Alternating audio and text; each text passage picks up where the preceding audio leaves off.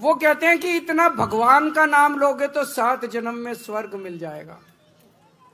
मैं उनको कहना चाहता हूं, बाबा साहब अंबेडकर आधुनिक भारत के भगवान से कम नहीं है, आधुनिक भारत के भगवान है वो।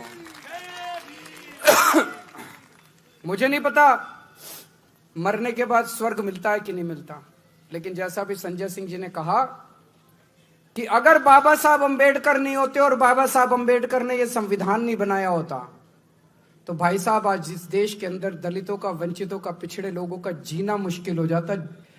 स्वर्ग तो बहुत दूर की बात है, उन्होंने जीने का अधिकार दिया है हम लोगों को। आज ये जो बीजेपी वाले आजकल झुग्गियों में जा जाके रह रहे हैं, इनका मन नहीं करता झुग्गियों में जा जाके रहने को, कोई मन से नहीं जाते, ये मजबूरी है इनकी झुग्गियों में जाके रहना। और क्यों मजबूरी है? बाबा साहब अंबेडकर का संविधान मजबूरी है। कैसे? आप पूछोगे कैसे? संविधान में उन्होंने वोट का अधिकार दिया है। जब संविधान बन रहा था, संविधान सभा के अंदर चर्चा हुई, चर्चा में बातचीत उठी, भाई वोट का अधिकार किसको मिलना चाहिए? उसमें कई लोगों ने कहा कि वोट का अधिकार केवल पैसे वालों को मिलना चाहिए, गरीबों को नहीं मिलना चाहिए। उसमें कई लोगों ने कहा कि वोट का अधिकार पढ़े लिखों को मिलना चाहिए, अनपढ़ को नहीं मिलना चाहिए। ये दो बातें उठी थी। एक तो ये कि गरीबों को नहीं मिलना चाहिए, और एक ये कि अनपढ़ लोगों को नहीं मिलना चाहिए। बाबा साहब अंबेडकर अड़ गए संविधान सभा में। उन्होंने कहा हर नागरिक को, चाहे पढ़ा लिखा हो, चाहे गरीब हो, चाहे अमीर हो, चाहे अनपढ़ हो, उनको वोट का अधिकार मिलेगा। भाई साहब, आज आपके वोट का अधिकार बाबा साहब अंबेडकर ने दिलवाया है।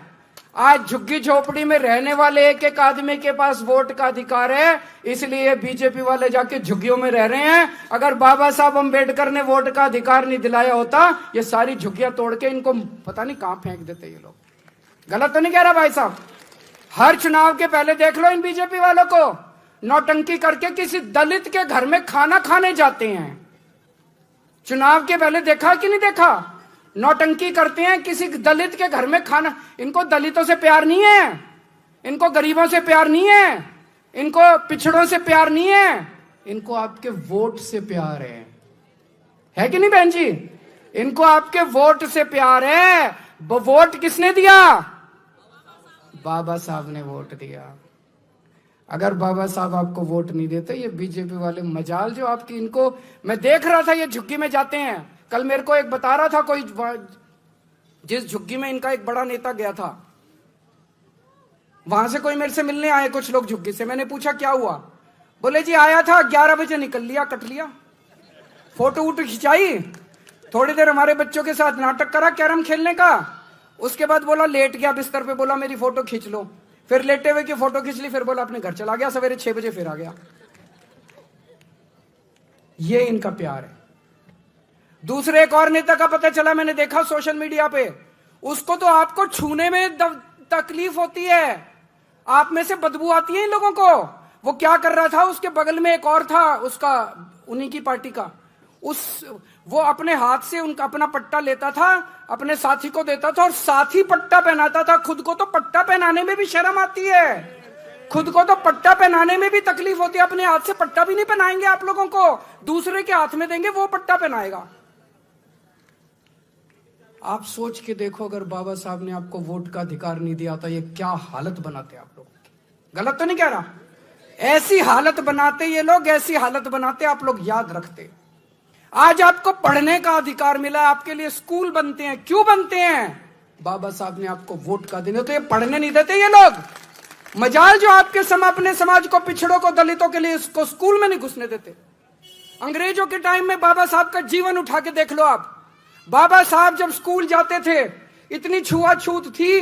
जिस क्लास में मैंने पढ़ा है उनका पूरा, जिस क्लास में, उस क्लास अपने साथ टाट ले जाते थे, वो बोरी पे बैठने, वो बोरी ले जाते थे, उनको क्लास के बाहर बिठाते थे, और क्लास के बाहर बिठा के कहते थे अंदर जो टीचर बोल रहा है बाहर आवाज आएगी, वही सुन के पढ़ लियो। इतनी छुआछूत थी। आज हमारे भारत में ये छुआछूत खत्म नहीं होती अगर बाबा साहब आपको वोट का अधिकार नहीं देते। आज भी आपको क्लास में नहीं घुसने देते, ये उसी पानी नहीं पीने देते आपको, अगर ये आपकी परछाई से इन लोगों को तकलीफ होती है, अगर बाबा साहब आपको वोट का अधिकार नहीं देते। बहुत बड़ा अधिकार।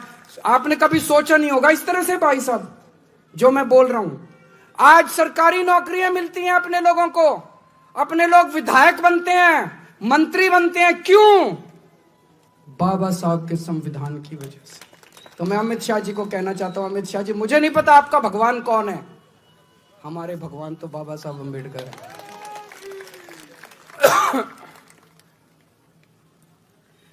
इन्होंने हमारे भगवान का अपमान किया है।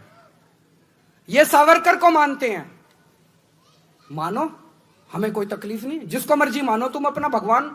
हम तो अपने बाबा साहब अम्बेडकर को भगवान मानते हैं।